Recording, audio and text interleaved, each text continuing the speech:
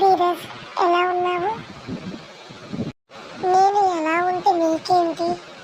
నువ్వు బాగానే ఉన్నావుగా. ఎందుకు అలా మాట్లాడుతున్నావు? ఎప్పుడు లేని కోపము ఇప్పుడు చూపిస్తున్నావు. మరి ఇలా కాకపోతే ఎలా మాట్లాడాలి? నువ్వు నన్ను చాలా నేను ఏదో అనుకున్నా కానీ నువ్వు నన్ను చాలా బాధ పెడుతున్నావు. నేనా?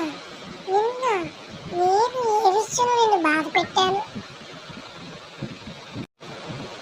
నాకు నితిన్ చెప్పారులే.